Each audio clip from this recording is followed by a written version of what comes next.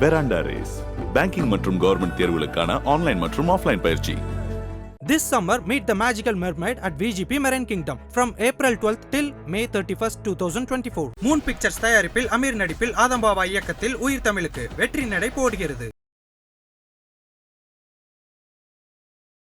Methamphetamine, அந்த மெத்தபெட்டமைனை தயாரிப்பதற்கான மூலப்பொருட்கள் ஏற்றுமதி இறக்குமதி எல்லாமே இந்த ஸ்டாலின் அரசாங்க காலத்துல இந்த 3 ஆண்டு காலத்துல இந்தியாவிலேயே அதிக அளவு கொடிபிடி பறக்குது சார். பார்த்தா திமுக ஆட்சியில வந்து கஞ்சா விற்பனைங்கிறது இருந்துட்டு தான் இருக்கு. அதிமுக ஆட்சியிலே குட்கா இருந்ததையும் நம்ம பார்த்தோம்.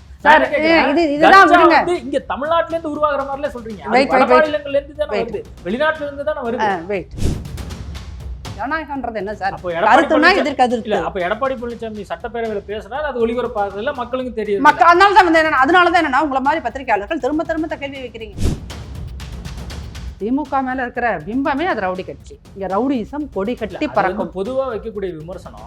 விமர்சனம் சார், அந்த விமர்சனம் எங்க இருந்து வருது சார்? அது வைக்கப்படுது, நான் இல்லைன்னு சொல்றேன். பட் என்னன்னா இப்போ வந்து சட்ட ஒழுங்கை வந்து சரியா கையாளணும் அப்படிங்கறதுக்காக தானே கஞ்சா 2.0 கஞ்சா 3.0 அப்படிங்கிற விஷயங்கள்லாம் கொண்டு வராங்க.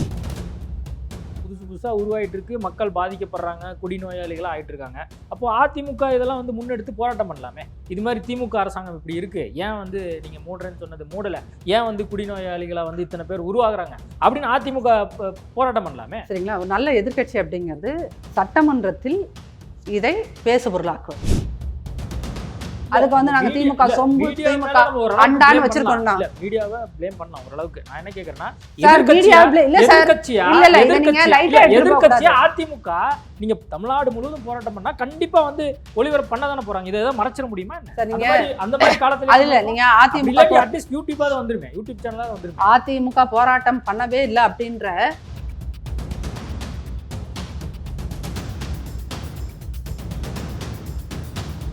ஐபிசி தமிழ் நேயர்களுக்கு வணக்கம். இன்றைய நேர்காணலில் நம்மோடு இணைந்திருப்பவர் அதிமுகவை சேர்ந்த நாச்சியால் சுகந்தி அவர்கள். வணக்கம். வணக்கம். அதாவது திமுக ஆட்சி வந்து பார்த்திங்கன்னா 4ஆம் ஆண்டு துவக்கம், 3 ஆண்டு வெற்றிகரமாக நடத்தி முடிச்சிருக்கிறாங்க. அவங்களுடைய நாடும் மேடும் போற்றும் 4ஆம் ஆண்டு தொடக்கம் அப்படின்லாம் வந்து பத்திரிகைகளில் வந்திருக்கு. நாடே பாராட்டுதாமே அப்படின்னு மற்ற எந்த பத்திரிகையாவது சொல்லிச்சா? தமிழ்நாட்டில் எத்தனையோ பத்திரிகைகள் வருது. ரொம்ப 50 வருஷம் 100 வருஷத்தை தாண்டின பத்திரிகைகள்லாம் இருக்குது. அந்த பத்திரிகைகளில் எங்காவது வந்து 4 ஆண்டு தொடக்கம் என்னது நாடு போட்டுருது ஏடு போட்டுருதுன்னெலாம் எங்கேயாவது செய்தி வந்திருக்கா? நீங்களாக நடத்திக்கிற பத்திரிகையில் உங்களுக்கு நீங்களே மாலை போட்டுக்கிறீங்க. இது ஒரு அதிசயமா? இல்லை, இப்போது நாடே போட்டுருது அப்படிங்கிறதுக்கான காரணங்களும் வந்து சொல்லப்பட்டிருக்கு. அதில் குறிப்பாக வந்து பார்த்திங்கன்னா, இப்போ காலை உணவு திட்டத்தை வந்து சொல்லியிருக்காங்க. காலை உணவு திட்டம் வந்து வெளிநாடுகள்லையும் வந்து பின்பற்றுறாங்க. குறிப்பாக கனடாவில் வந்து இம்ப்ளிமெண்ட் பண்ணுறாங்க. மற்ற மாநிலங்கள், வட மாநிலங்களையும் இது வந்து இம்ப்ளிமெண்ட் பண்ணுறாங்க. அப்போது இங்கே இருக்கக்கூடிய திட்டம் வந்து மற்ற மாநிலங்களுக்கு, மற்ற நாடுகளுக்கு போகுது. அப்படிங்கும்போது இது வந்து கண்டிப்பாக நாடே போற்றக்கூடிய ஒரு அரசாங்கமாக இது இருக்குது அப்படிங்கிறதையும் ஒரு புள்ளி விவரத்தோடு சொல்கிறாங்க. இந்த கனடா நாடு வந்து எங்கள் திராவிட மாடலை பார்த்து செய்தது அப்படின்னு சொல்லிட்டு இவங்க ஒரு ஃபால்ஸ் இன்ஃபர்மேஷனை கிளப்பிக்கிட்டே இருக்காங்க. இவங்களை இந்த உண்மை கண்டறிகிறது ஃபேக்ட் ஃபைண்டிங்கெல்லாம் வந்து ஒருத்தர் தலைவராக போட்டாங்க. அவர் உண்மையிலுமே அதை செக் பண்ணி சொல்லணும். ஏன் அப்படின்னு கேட்டிங்கன்னா, கண்ணனால் இருக்கின்ற பள்ளிகளில் குழந்தைகளுக்கு காலை உணவு திட்டங்கிறது, அதுக்கு அந்த பிரேக்ஃபாஸ்ட்டு ஃபவுண்டேஷனாக கமிட்டியோ எதுன்னு போட்டு அது ஒரு 60 ஆண்டுகளாகவே அங்கே நடந்துகிட்டு இருக்கு. அது நீங்கள் சும்மா விக்கிபீடியாவை தட்டி பார்த்தாலே அந்த இன்ஃபர்மேஷன்ஸ் உங்களுக்கு கிடைக்கும். அப்போ என்னன்னா, இவர்கள் எப்போதும் செய்கிறது என்னென்னா, அடுத்தவர்களுடைய செய்த சாதனையெல்லாம் தூக்கிட்டு வந்து தன்னோட சாதனையாக காட்டிக்கிறது. இது வரைக்கும் அதை உள்நாட்டில் தான் செஞ்சுட்டு இருந்தாங்க. அதிமுக செய்த திட்டங்களை எல்லாம் தாய் செய்து இப்போ வந்து வெளிநாடு வரைக்கும் போயிருக்காங்க இல்லையாங்கிறத நம்ம பார்ப்போம். நம்ம இந்தியாவில் வருவோம், மற்ற மாநிலங்கள் இதை பண்ணுறாங்கல்ல. இப்போ காலை உணவு திட்டங்கிறது வந்து விரிவுபடுத்துறதா இருக்கட்டும், இதெல்லாம் மற்ற மாநிலங்களுக்கும் வரும்போது அப்போ இதை வரவேற்கணும்ல. இப்போ அதிமுக ஆட்சியிலையும் இதே காலை உணவு திட்டம் வந்தது. சரிங்களா, அது கொரோனாவுக்கு முன்னாடி தொடங்கினாங்க. அப்புறம் கொரோனா வந்ததுக்கப்புறம் அது நிறுத்தப்பட்டது. அதுக்கப்புறம் ஆட்சி மாறிடுச்சு. சரிங்களா, அப்போ இது ஏற்கனவே தொடங்கப்பட்ட ஒரு திட்டம் தான். இவங்க தான் புதுசாக இன்னோவேட்டிவாக கண்டுபிடிக்கிறாங்க அப்படிங்கிற மாதிரியான ஒரு திட்டம் இல்லை. அதை நீங்கள் ஒன்று புரிஞ்சுக்கணும். 2வது, சுதந்திர காலத்துக்கு முன்னாடி சென்னை, செங்கல்பட்டு இந்த மாதிரியான இடங்களில் அன்னைக்கு இருந்த கிறிஸ்டியன் மிஷனரிஸ் இருக்கு இல்லையா, அவங்க காலையில் குழந்தைகளுக்கு உணவு அளிச்சுட்டு இருக்காங்க. ஸோ அந்த திட்டங்களை எல்லாம் பார்த்து தான் காமராஜரே வந்து மதிய உணவு திட்டத்துங்கிறத ஒரு சிஸ்டமே அவர் கொண்டு வந்தார். ஸோ இது வந்து ஒரு இந்த காலை உணவு, மதிய உணவு, குழந்தைகளுக்கு கல்வி கற்க வரணும்னா நீங்கள் சாப்பாடு கொடுக்கணும் அப்படிங்கிறது வந்து இந்த திராவிட மாடல், அதாவது திமுகவோட சாதனை கிடையாது. இது வந்து நீங்கள் அப்படி கொடுத்தீங்கன்னா இந்த ஒரிஜினல் கிரெடிட் யாருக்கு நீங்கள் கொடுக்கணும் அப்படின்னா கிறிஸ்டியன் மிஷனரிஸ் கொடுக்கணும். 2வது, MC ராஜா என்று பட்டியலின தலைவர் ஒரு பெரும் தலைவர் இருந்தார். அவர் இங்கே ஒரு சென்னையில் வந்து ஒரு 40 பள்ளிகள் இயங்கியது. அவர் இயக்கிய அல்லது அவர் தொடர்புடைய எல்லா பள்ளிகள்லையுமே இந்த காலை உணவு திட்டம் அப்படிங்கிறது. அப்போ தமிழ்நாட்டை பொறுத்தளவுக்கு இன்னைக்கு தமிழ்நாடு அப்படிங்கிறது கல்வியில் இவ்வளோ தூரம் வளர்ந்துருக்கு அப்படின்னா அதுக்கு வந்து நீங்கள் வந்து அன்னைக்கு இருந்த கிறிஸ்டியன் மிஷனரிஸ்க்கு நீங்கள் நன்றி சொல்லி ஆகணும். 2வது, சென்னை மாதிரியான இடங்களில் பட்டியலின வகுப்பை சார்ந்த பெரும் தலைவர்கள் நடத்திய பள்ளிகளில் இருந்த இந்த திட்டத்தை இதெல்லாம் தான் காமராஜருக்கே முன்னோடி அப்படிங்கும்போது அதிலிருந்து உருவானது தான் இது. சரிங்களா? 2வது, இந்த காலை உணவு திட்டம் சொல்கிறீங்களே அதில் இருக்கின்ற நிர்வாக கோளாறுகள். நீங்கள் இன்னமும் ஐபிஎஸ்சி நீங்கள் ஒவ்வொரு ஊருக்காக கேமரா ஸ்கூலுக்கு எடுத்துகிட்டு போங்க. ஸ்கூல் தொடங்கினோன்னு ஜூனில் இது ஒரு நீங்கள் அசைன்மெண்ட்டாகவே தயவுசெய்து பண்ணுங்க. எதனா எத்தனை ஸ்கூலில் இப்போ இந்த 12 பேர் 15 பேர் சின்ன சின்ன ஸ்கூல்ஸ் இருக்கும் பாருங்களா, இந்த மாதிரி 100க்கு குறைவாக இருக்கின்ற மாணவர்களில் டீச்சர்ஸ் கை காசை போட்டு காலை உணவுக்கு செலவு பண்ணிட்டு மாதம் மாதம் அதை ரீஎம்பர்ஸ் பண்ணுறாங்க. அப்போ இவ்வளோ நிர்வாக குளறுபடிகள் இருக்கின்ற ஒரு திட்டத்தை நீங்கள் என்ன சொல்லிக்கிறீங்க, எங்களுடைய சாதனைன்றீங்க. அடுத்து இவங்களோட சாதனை அவங்க என்ன சொல்லுவாங்க, இந்த கலைஞர் இலவச பேருந்தா, மகளிருக்கான விடியல் பயணம் அப்படின்னு. அந்த விடியல் பயணத்துக்கு இன்னைக்கு நீங்கள் செக் பண்ணுங்க. நான் இதை சொல்கிறது எல்லாமே ஃபேக்ட். நீங்கள் ஃபேக்ட் ஃபைண்டிங் நீங்கள் பண்ணுங்க சார். சென்னையில் தோராயமாக 3000 பஸ்ஸு ஓடிக்கிட்டு இருந்த இடத்துல இன்றைக்கி நீங்கள் மகளிருக்கு சிறப்பு பேருந்துன்னு சொல்லிட்டு முன்னாடியும் பின்னாடி அசிங்கமாக ஒரு பிங்க் கலர் பெயிண்ட் அடித்து விட்டுட்டு நீங்கள் அனுப்புகிறீங்களே அந்த பஸ்ஸு, அது 3000 பஸ்ஸு போயிட்டு இருந்த இடத்துல இன்றைக்கி 1700லேருந்து 1800 பஸ் வரைக்கும் தான் போகுது. அப்போ கிட்டத்தட்ட ஒரு 1200லேருந்து 1300 பஸ்ஸுகளை நீங்கள் நிறுத்திக்கிட்டு, அதாவது பஸ்ஸோட ஃப்ரீக்வன்சி குறைச்சிட்டு நாங்கள் வந்து 4 கோடி பெண்கள் இதனால் போனாங்க, 5 கோடி பெண்கள் போனார்கள் அப்படின்னு சொல்கிறது வந்து இது ஏற்புடையதாக இருக்குமா? அதாவது திமுகவோட எல்லா திட்டங்களையும் நலத்திட்டங்களையும் விமர்சனம் பண்ணணும் அப்படிங்கிறதுக்காக இதை பண்ணலை சார். நீங்கள் இலவச பேருந்து அப்படின்னு சொல்லி விட்டுட்டு நீங்கள் உண்மையிலுமே இந்த 3000 பேருந்துகள் போகிற இடத்துல நீங்கள் 3000 பேருந்துகளையும் போக விட்டுருந்தீங்கன்னா அது சாதனை. 3000 பேருந்துகள் போகிற இடத்துல நீங்கள் வந்து 1200 பேருந்துகளை குறைக்கிறீங்க அப்படின்னா அதை சாதனைன்னு எப்படி சொல்லுவீங்க? இல்லை, நம்ம சென்னையை மட்டும் குறிப்பிட்டு சொல்லிடுறோம். சென்னையில் சார் நான் வந்து உதாரணத்துக்காக சொல்கிறேன். என்டையர் தமிழ்நாடு, சரிங்களா, என்டையர் தமிழ்நாடு. இப்போ வந்து நான் ஒரு பத்திரிகையாளராகவும் சரி, ஒரு அரசியலில் ஈடுபட்டு கொண்டிருக்கின்ற ஒரு பெண்ணாகவும் சரி, நான் வந்து சாதாரண எல்லா இடங்களுக்கும் பொதுவாக வந்து பொது போக்குவரத்தை தான் பயன்படுத்துகிறேன். அப்போ நானுமே எத்தனை முறை வந்து இப்போ இந்த டி நகர்லேருந்து என்னோட ஏரியாவுக்கு வர்றதுக்கு நான் எத்தனை முறை இந்த மகளிர் பேருந்துக்காக அதாவது மணிக்கணக்கில் காத்திருக்கின்றதெல்லாம் உண்டு. நான் இப்போ யூடியூப் சேனல்ஸில் பேச போகும்போது ரிட்டர்ன் வரும்போது நான் பெரும்பாலும் இந்த மாதிரி பஸ்ஸு பயணத்தில் தான் வரேன். அப்படி வரும்போது நான் 1 மணி நேரத்துக்கு மேலே 2 மணி நேரத்துக்கு 1.5 மணி நேரத்துக்கு மேலே எல்லாம் நான் காத்துக்கிட்டு இருந்த அனுபவங்கள்லாம் இருக்குது. அதனால் இது போகிற போக்கில் இவங்களை குற்றம் சொல்லணும்னு சொல்கிறதில்ல சார். இதை நீங்கள் அதான் சொல்கிறேன், நான் சொல்கிறதெல்லாம் நீங்கள் ஃபேக்ட் ஃபைண்டிங் பண்ணுங்கள். நீங்கள் கேமரா தூக்கிட்டு போய் பெண்கள்கிட்ட கேட்டு பாருங்கள், பள்ளி மாணவர்கள்ட்ட கேட்டு பாருங்கள். இந்த ஃப்ரீக்வன்சி பஸ் ஃப்ரீக்வன்சி முன்னாடி வந்து 1/2 மணி நேரத்துக்கு இந்த ஏரியாவுக்கு இவ்வளோ பஸ் வந்தது, இப்போ எப்படி இருக்குது அது கண்டிப்பாக கேட்போம். அதே மாதிரி வந்து பார்த்தீங்கன்னா இது மாதிரி பல்வேறு திட்டங்கள் இப்போ நீங்கள் சொல்லக்கூடிய திட்டங்கள் எல்லாமே வந்து சிறப்பாக இருக்கு அப்படிங்கிறதையும் வந்து மக்கள் வந்து ஒரு பக்கம் சொல்லிட்டே தானே இருக்காங்க. எந்த மக்கள் சொல்றாங்க, எந்த மக்கள் திமுககாரங்களா சொல்ல போறாங்க, எல்லா கட்சி சேர்ந்தவங்களும் சாமானிய மக்களும் தானே சேர்ந்து சொல்ல போறாங்க. மீடியா கிரியேட் பண்ற ஒரு மித்து சார் இது, சரிங்களா? ஒரு பொய் பிம்பத்தை நீங்க, அதாவது இந்த திமுகவுக்குன்னு ஜால்ரா போடுறதுக்காக ஒரு 10-15 ஊடகங்களை உருவாக்கி வச்சிருக்காங்க, குறிப்பாக யூடியூபர்ஸ், சரிங்களா? அவங்க வந்து திமுக எது செய்தாலும் வந்து அது ஆகோ ஓஹோன்னு பாராட்டுவாங்க. இப்போ வந்து நீங்கள் வந்து இந்த புதுமை பெண் திட்டத்தை, அப்புறம் இந்த காலை உணவு திட்டம், மகளிருக்கு பேருந்து, அப்புறம் என்னது 1000 ரூபாய் திட்டம், இது எல்லாத்தையும் நீங்கள் சொல்கிறீங்க, சரிங்களா? இப்போது 1000 ரூபாய் கொடுத்தீங்கல்ல, அது வந்து உங்கள் தேர்தல் அறிக்கையில் நீங்கள் என்னென்னு சொல்லியிருந்தீங்க, என்னன்னு சார் சொல்லியிருந்தீங்க? அனைத்து மகளிருக்கும் நீங்கள். அப்புறம் என்ன சொன்னீங்க? தகுதி வாய்ந்த மகளிருக்கு நீங்கள். அப்புறம் அதில் பெரிய விமர்சனங்கள் வந்தப்போ நீங்கள் என்ன பண்ணீங்க? நாங்கள் வந்து அந்த தேதிகளை எக்ஸ்டெண்ட் பண்ணுறோம், இவங்களாம் அப்ளை பண்ணலாம் அப்படின்னு இத்தனை குளறுபடிகள் நடந்ததுக்கு பிறகு 1,15,00,000 பேருக்கு நீங்கள் தரீங்க. ஆனால் நம்ம கார்டு ஹோல்டர்ஸ் தமிழ்நாட்டில் எத்தனை பேர்? 2.5 கோடி. அப்போ 2.5 கோடியில் நீங்கள் பாதிக்கு பாதி தரீங்க. இதே நீங்கள் சாதனை அப்படின்னு சொல்லிக்கிறீங்க. 1.25 கோடி வரைக்கும் கொடுத்துட்டாங்கல்ல. அதான் சார் 2.5 கோடி கார்டு ரேஷன் அட்டைதாரர்கள் 2.5 கோடி.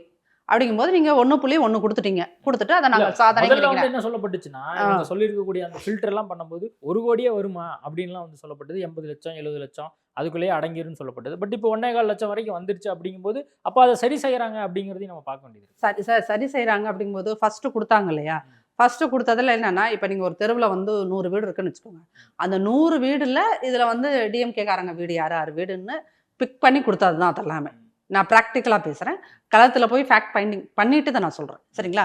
அப்போ இதில் யார் திமுக குடும்பம் அப்படின்னு பார்த்து நீங்கள் அந்த 1000 ரூபாய் திட்டம் கொடுத்தப்போ நிறைய பேர் ஃபோட்டோ எடுத்து போட்டாங்க. அப்போ நீங்கள் அந்த தகுதி வாய்ந்த குடும்பங்கள்னு சொன்னீங்க இல்லையா, அதில் வந்து என்ன சொன்னீங்க, அவங்கள்ட்ட வந்து பெரிய டிவி இருக்கக்கூடாது, அப்புறம் வந்து ஃப்ரிட்ஜ் எல்லாம் இருக்கக்கூடாது, இந்த மாதிரி கண்டிஷன் 4 சக்கர வாகனங்கள்லாம் இருக்கக்கூடாதுன்னா போட்டிங்க. அப்போ இந்த 1000 ரூபாய் கொடுத்தாங்கன்னு சொல்லிட்டு வீட்டில் வாசலில் கோலம் போட்டு பண்ணினாங்க. இதெல்லாம் டிஎம்கே காரர்கள் செய்த அந்தந்த பகுதி டிஎம்கே பிரமுகர்கள் செய்த அலப்பறையில் இவங்க அந்த கோலம் போட்டில் வீட்டில் எல்லாத்துலேயும் பார்த்தீங்கன்னா வெளியே வந்து போர்ட்டிக்கோல ஒரு கார் நிற்கும், சரிங்களா, 2 டூ வீலர் நிற்கும், வீட்டுக்குள்ளே பெரிய எல்இடி டிவி இருக்கும், பெரிய பெரிய ஒரு 50,000 60,000 மதிப்புள்ள சோஃபா செட் இருக்கும். அந்த மாதிரி பயனடைந்தவர்கள் தான் அந்த 1000 ரூபாய் திட்டத்தில். நீங்கள் என்ன சொன்னீங்க, விளிம்பு நிலை மக்களுக்கு இந்த திட்டம் போய் சேரணும்ல.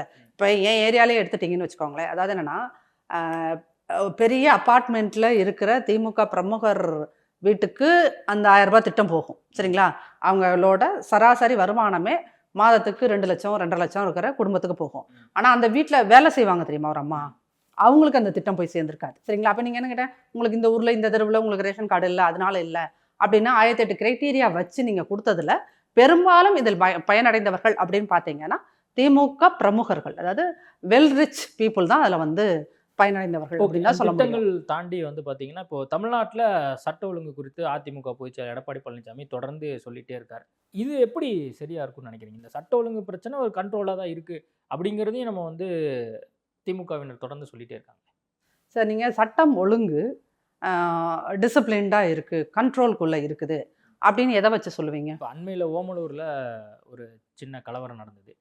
அப்போது உடனடியாக அதுக்கான தீர்வை வந்து அரசாங்கம் சார்பிலையோ அல்லது காவல்துறையோ அதை வந்து சரியாக வந்து முறையிட்டு அதை வந்து சரி பண்ணாங்கல்ல.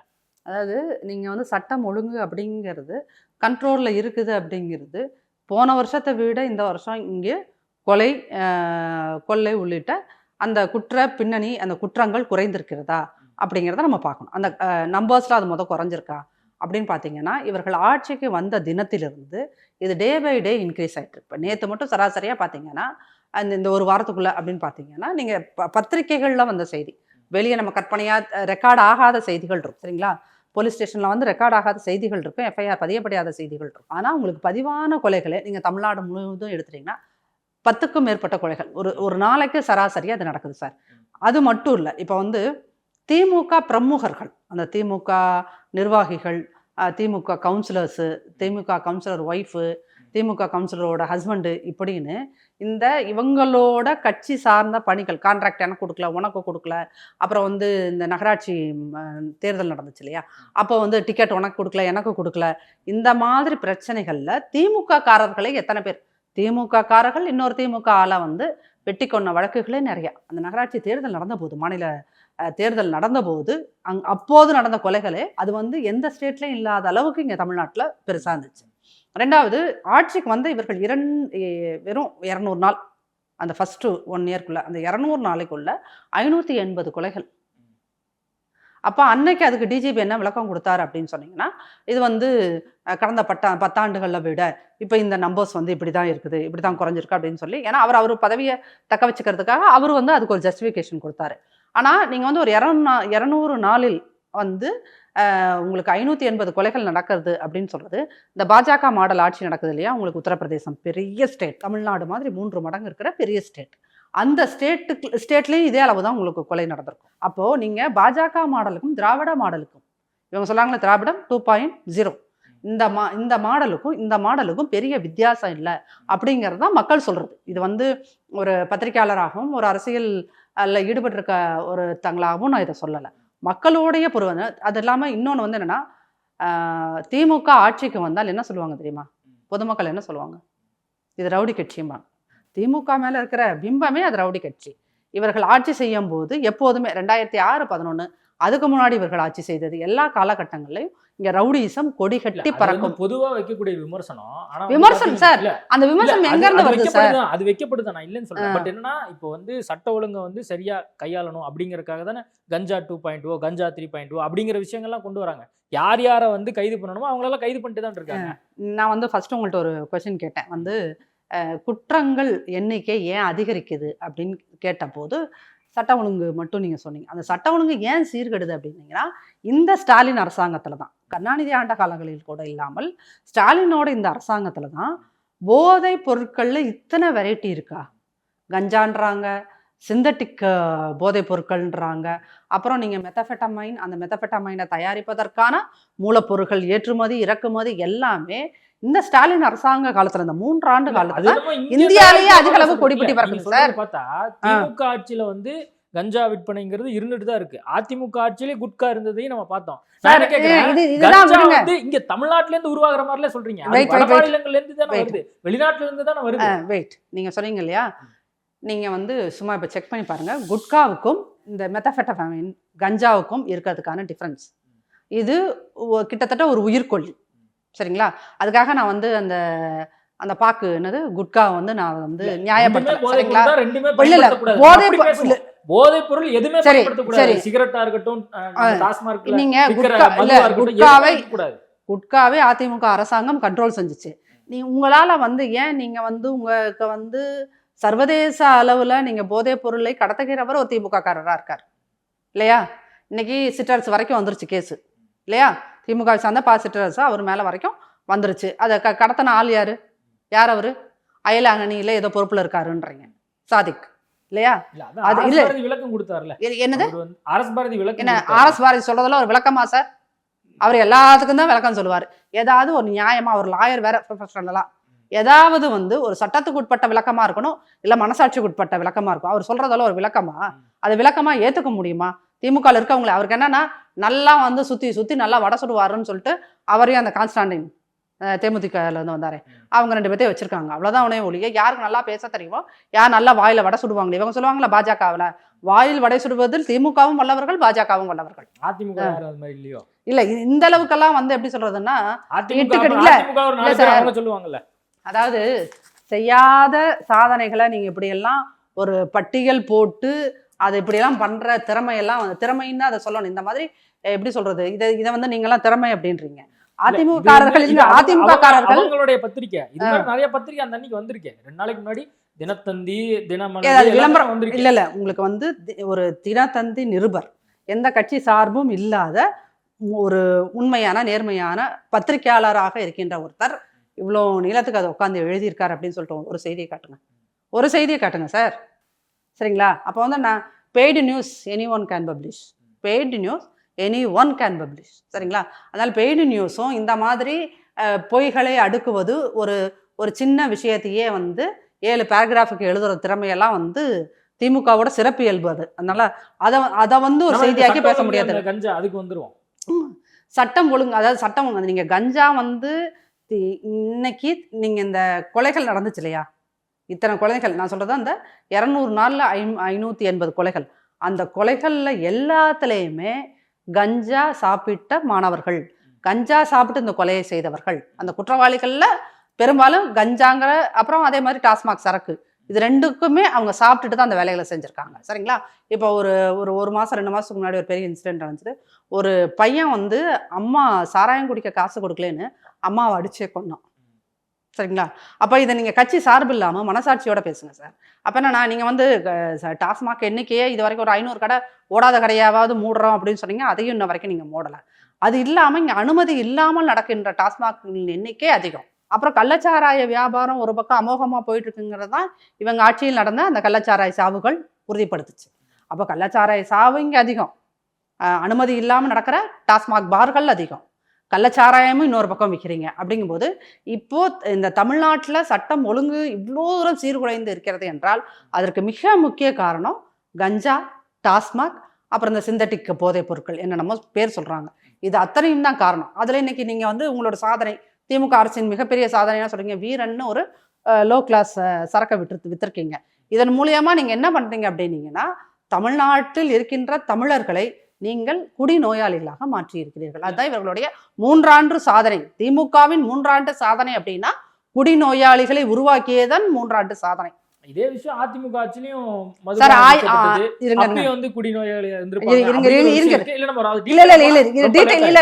அந்த ஒரு தகவலை மட்டும் பார்த்தீங்கன்னா, அதிமுக ஆட்சி காலத்தில் 2011 இருந்து அந்த 16 காலகட்டம் வரைக்கும் 1132 கடைகள், செக் பண்ணிக்கோங்க, 1132 கடைகளை மூடி இருக்கிறார்கள். இவர்கள் ஆட்சியில் ஒரு கடையை மூடினோம் என்று ஒரு செய்தியை காண்பீங்கள். அப்போ வந்து அதிமுக நீங்க அந்த கம்பாரிசனே தப்புன்ற 300 நம்பர்ஸ் சார். நீங்க அதைத்தான் சொல்றேன். 500 கடைகளை இவர் செந்தில் பாலாஜி ஐயா வந்து சிறைக்கு போறதுக்கு முன்னாடி சொல்லிட்டு போனார், 500 கடையை நாங்க வந்து மூடிடுவோம்னு சொல்லி. அந்த மாதிரி ஒரு கடையை கூட இது வரைக்கும் அதைத்தானே அந்த 500 கடைகள் ஓடாத கடைகள், வருமானம் இல்லாத கடைகள், அந்த கடைகளை கூட இவங்க மூடுறதுக்கு ரெடியா இல்லையே சார். புதுசா நம்பர்ஸ் இன்க்ரீஸ் ஆயிட்டு இருக்கு. புதுசா தினம் ஒரு பேர்ல நீங்க சரக்கு இறக்குறீங்க. நான் என்ன கேட்கிறேன், புதுசா உருவாயிட்டு இருக்கு, மக்கள் பாதிக்கப்படுறாங்க, குடிநோயாளிகளா ஆயிட்டு இருக்காங்க. அப்போ அதிமுக இதெல்லாம் வந்து முன்னெடுத்து போராட்டம் பண்ணலாமே. இது மாதிரி திமுக அரசாங்கம் இப்படி இருக்கு, ஏன் வந்து நீங்க மூடுறேன்னு சொன்னது மூடல, ஏன் வந்து குடிநோயாளிகளா வந்து இத்தனை பேர் உருவாகுறாங்க அப்படின்னு அதிமுக போராட்டம் பண்ணலாமே. Very good question. சரிங்களா, ஒரு நல்ல எதிர்க்கட்சி அப்படிங்கிறது சட்டமன்றத்தில் இதை பேசுபொருளாக்குவது. சரிங்களா, இப்போ சட்டமன்றத்தில் இந்த விஷயங்கள் மட்டும் கிடையாது, டாஸ்மாக் பிரச்சனை மட்டும் கிடையாது, விவசாயிகள் மீது போடப்பட்ட வழக்கு, சட்டம் ஒழுங்கு சீர்குலைவு, எல்லா பிரச்சனைகளை பற்றி எதிர்க்கட்சி தலைவர் பேசுகிறார். சரிங்களா, எதிர்க்கட்சி தலைவர் பேசும்போது இந்தியாவில் அதாவது பாஜக ஆள்ற 15 மாநிலங்களில் கூட இவ்வளோ பெரிய கேவலம் நடக்கிறது கிடையாது. ஆனால் இவர்கள் திராவிடம் 2.0 சொல்கிற இந்த கேவல ஆட்சியில் தான் என்ன நடக்குது அப்படின்னா, ஒரு எதிர்க்கட்சி தலைவரோ அல்லது எதிர்க்கட்சியை சார்ந்த யாராவது சென்சிபிளாக கொஸ்டின் எழுப்பும்போது நீங்கள் என்ன பண்ணுறீங்க, ஒளிபரப்பையே தடை செஞ்சிடுறீங்க. இது வந்து நீங்க ஜனநாயகத்துக்கு செய்கின்ற மிகப்பெரிய அவமானம் இல்லையா? ஜனநாயகம்ன்றது என்ன சார்? கருத்துனா எதிர்கருத்து. அப்ப எடப்பாடி பழனிசாமி சட்டப்பேரவையில பேசுறாரு, அது ஒளிபரப்பாகிறது இல்ல, மக்களுக்கு தெரியும். அதனாலதான் வந்து அதனாலதான் உங்களை மாதிரி பத்திரிகையாளர்கள் திரும்ப கேள்வி வைக்கிறீங்க, வந்துட்டு நீங்க இது பிரச்சனையாக்கலையே, இதை பற்றி பேசுறேன்னு சார். ஆனா எந்த பத்திரிகையாளராவது சார் ஒரு எதிர்க்கட்சி தலைவர் பேசும்போது அதை கட் பண்றீங்களே சார், அது ஜனநாயகத்துக்கு நீங்க செய்கின்ற அசிங்கம் சார், அது ஒரு அவமானம் சார்னு யாராவது போய் ஸ்டாலின் கேள்வி கேட்டிருக்கீங்களா? கேட்கல இல்ல. ஒட்டுமொத்தமா வந்து இத முழுவதுமா நேரடி ஒளிபரப்பு பண்ணணுங்கிறத தொடர்ந்து வந்து சொல்லிட்டே இருக்காங்க. யார் சொல்லிட்டு இருக்காங்க? இல்ல யார் சொல்லி இது வரைக்கும் நடந்த இந்த 3 ஆண்டுகளில் நடந்த சட்டமன்ற கூட்டத்தொடர்ல ஒரு கூட்டங்களில் கூட எதிர்க்கட்சி தலைவர் எழுப்பிய எந்த கேள்வியும் கேட்கல. இப்ப ரீசெண்டா போன முறை நடந்த கூட்டத்துல அப்போ காவேரி பிரச்சனை ஓடிட்டு இருந்துச்சு. அப்போ மேகதாதுக்கு அணை கட்டுறாங்களே, மேகதாட்டு அணை வந்து கட்டுறாங்களே அப்படின்னு கேட்ட அந்த எதிர்க்கட்சி கேட்ட எடப்பாடியார் கேட்ட அந்த கேள்விக்கு துரைமுருகன் சொன்ன பதிலையோ இல்ல அந்த கேள்வியோ ஒளிபரப்பல. அப்ப இது வந்து தமிழ்நாட்டோட மிக முக்கிய பிரச்சனை. ஏன் அப்படின்னீங்கன்னா, இன்னைக்கு தமிழ்நாட்டில் 3 லட்சம் ஏக்கர் வந்து பயிரே போடலை. உங்களுக்கு தஞ்சை டெல்டா மண்டலங்கள்ல 3 லட்சம் ஏக்கர் பயிர் போடலை. அதோட விளைவு என்னாச்சு? இன்னைக்கு அரிசி நீங்க அரிசி கடைக்கு போறதில்லை, அதனால உங்களுக்கு தெரியாது. அரிசி ஒரு கிலோவுக்கு 10 ரூபாயிலிருந்து 15 ரூபாய் இன்க்ரீஸ் ஆயிடுச்சு சார். 60 ரூபா வித்துட்டு இருந்த பிராண்ட் அரிசி எல்லாம் இன்னைக்கு என்ன ஆயிடுச்சு அப்படின்னா 70 ரூபாய் 75 ரூபாய். 70 ரூபாய்க்கு வித்ததில்ல 85 ரூபாய்க்கு. அப்போ இவங்க ஆட்சி 2 ஆண்டு முடியுது இல்லை. இப்போ இந்த வருஷமும் உங்களுக்கு பருவமழை சரியா ஒரு வேளை பொழியலை அப்படின்னீங்கன்னா, இந்த வருஷமும் காவேரியில் உங்களுக்கு ஜூன் 12 வருஷம் ஃபுல்லாக தண்ணி திறந்து விடுவாங்க. அப்போ இந்த வருஷமும் ஜூன் 12 உங்களுக்கு தண்ணி திறந்து விடலைன்னா, திறந்து விடணும், இயற்கை காப்பாற்றணும், அதுதான் நம்ம ப்ரேயர். ஆனால் இன்கேஸ் மழை சரியாக பொழியலை அப்படின்னீங்கன்னா, இந்த வருஷம் 3 லட்சம் ஏக்கருங்கிறது 4 லட்சம் ஏக்கர் இருக்கும். அப்போ 80 ரூபாய்க்கு இன்னைக்கு விற்கிற அரிசி என்ன ஆகும்? அடுத்த வருஷத்துல அது 90 ரூபா ஆகும். இவங்க ஆட்சியை விட்டு போற அன்னைக்கு அது 100 ரூபாயில வந்து நிற்கும் சார். அதுதான் இவர்களுடைய 5 ஆண்டு சாதனை. அதான் இப்போ 3 ஆண்டு முடிஞ்சிருக்கு. அடுத்த 2 வருஷம் அதிமுக வந்து சரியா எதிர்க்கட்சியா செயல்படுமா அப்படிங்கிற கேள்வி இப்போ சொல்லலாம். அதிமுக சிறந்த எதிர்க்கட்சியாக செயல்பட்டு கொண்டிருப்பதனால்தான் உங்களுக்கு வந்து இந்த காவேரி மாதிரியான பிரச்சனைகள், பரனூர் பிரச்சனை, மேல்மா பிரச்சனை, இதெல்லாம் விவசாயம் சார்ந்த பிரச்சனைகள் மட்டும் இல்லை, எது முக்கியமான பிரச்சனைகள்லாம் அது எல்லாமே பேசப்படுது. ஆவின் பிரச்சனை, ஆவின்ல நீங்க வந்து விலையை ஏத்துனது, தரத்தை குறைச்சது, அது பால் வந்து சரியா விநியோகம் பண்ணாம இருந்தது, இது எல்லாமே அதிமுக சட்டசபையிலும் கேள்வி எழுப்பியிருக்கிறது.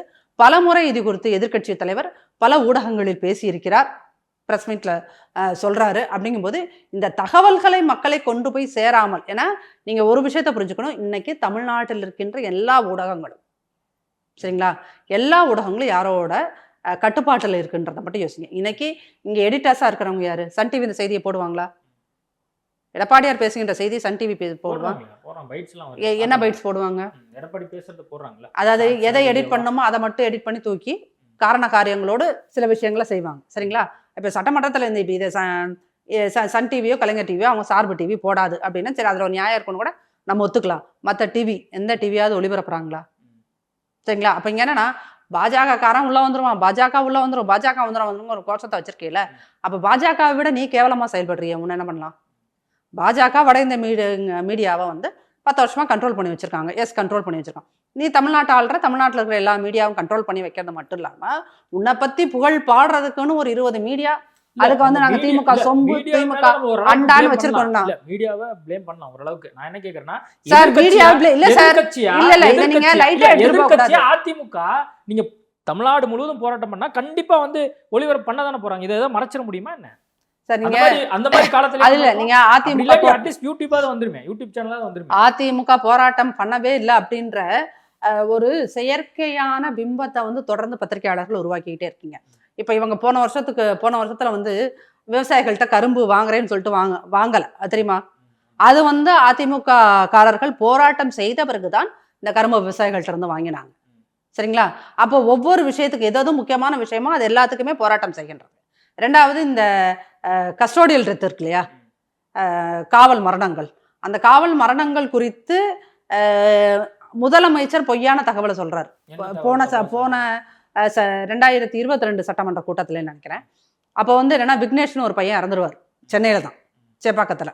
அந்த சைடு அவர் இறந்தப்போ அவர் வந்து உடல்நிலை சரியில்லாமல் தான் இறந்தாரு அப்படின்னு சொல்லிட்டு சட்டசபையிலேயே வந்து முதலமைச்சர் அந்த காவல்துறையில என்ன எழுதி கொடுத்தாங்களோ அதை வாசிப்பாரு. சரிங்களா? அப்ப அடுத்த 4 நாள் கழிச்சு என்ன ரிப்போர்ட் வந்துச்சு? அவருக்கு உடல்ல பல இடங்களில் எலும்பு இருந்துச்சு, காயம் இருந்துச்சுன்னு வந்துச்சு.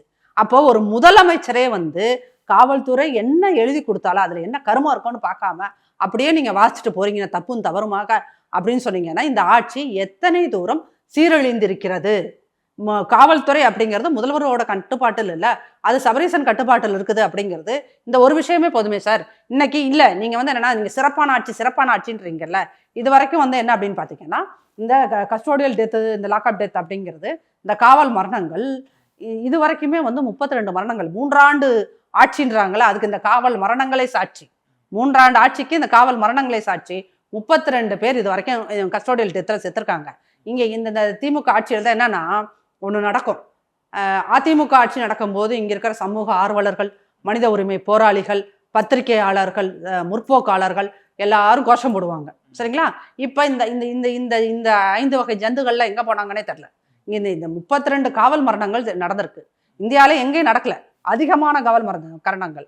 இந்த பாஜக ஆட்சி நடத்துகின்ற அந்த 15 மாநிலங்களில் கூட இப்படி நடந்துச்சான்னு தெரியல, டேட்டா இல்லை எங்கிட்ட கையில். பட் இப்படி நடந்திருக்கான்னு தெரியல. ஆனால் இவ்வளோ மரணங்கள் நடந்திருக்கு. ஏன் யாருமே பேசல? இதை பற்றி ஹென்ரி டிபைன் சார் மட்டும்தான் பேசினார். அதை தவிர்த்து வேற யாருமே ஏன் பேசலை? அப்போ எல்லா முற்போக்குக்காரங்களும் ஏன் திமுக வந்தால் மட்டும் வாய மூடிட்டு இருக்கீங்க? உங்கள் சுயநலங்களுக்காகத்தானே வாய மூடி, பத்திரிகையும் வாய மூடிட்டு இருக்கோம் சார். இங்கே இருக்க முற்போக்கு பேசுகிறவங்களும் பேசுவாங்க, அமைதியாக இருப்பாங்க. எழுத்தாளர்கள் அமைதியாக இருப்பாங்க, மனித உரிமை ஆர்வலர்கள் அமைதியாக இருப்பீங்க. நீங்களே அப்புறம் உட்காந்து போட்டுக்கிட்டு இருக்க வேண்டியதான். நான் என்னது நாடு போட்டும் ஏடு போட்டும் இப்படின்னு நாடகத்தை நீங்களே நடத்திக்கின்ற இது ஒரு நாடக கம்பெனி சார். அதனால இந்த மாதிரி வசனங்களை எழுதிட்டே தான் இருப்பாங்க. ஓகே, நிறைய விஷயங்கள் குறித்து பேசியிருக்கோம். நேர்காணல் கொடுத்ததுக்கு மிக்க நன்றி.